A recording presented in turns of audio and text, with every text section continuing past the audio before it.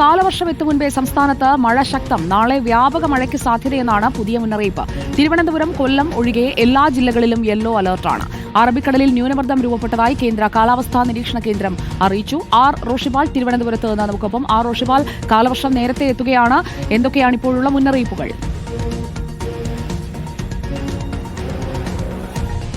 സുജയ പാർവതി, ഇന്ന് സംസ്ഥാനത്ത് 2 ജില്ലകളിൽ മാത്രമാണ് യെല്ലോ അലർട്ട് ഉള്ളത്. അത് കണ്ണൂരും കാസർഗോഡുമാണ്. മറ്റു ജില്ലകളിൽ പ്രത്യേകിച്ച് മഴ മുന്നറിയിപ്പുകളില്ല. എന്നാൽ പോലും ഇന്ന് തിരുവനന്തപുരം അടക്കമുള്ള തെക്കൻ ജില്ലകളിൽ നേരിയ രീതിയിലെങ്കിലും രാവിലെ മഴ പെയ്തിരുന്നു. പക്ഷേ നാളെ അങ്ങനെയല്ല. നാളെ സംസ്ഥാനത്ത് ഭൂരിഭാഗം ജില്ലകളിലും കനത്ത മഴയുണ്ടാകുമെന്നാണ് കേന്ദ്ര കാലാവസ്ഥാ നിരീക്ഷണ വകുപ്പിന്റെ ഏറ്റവും പുതിയ അപ്ഡേഷൻ വന്നിരിക്കുന്നത്. അതിൽ തിരുവനന്തപുരം, കൊല്ലം ജില്ലകൾ ഒഴികെ മറ്റെല്ലാ ജില്ലകളിലും യെല്ലോ അലർട്ടാണ്.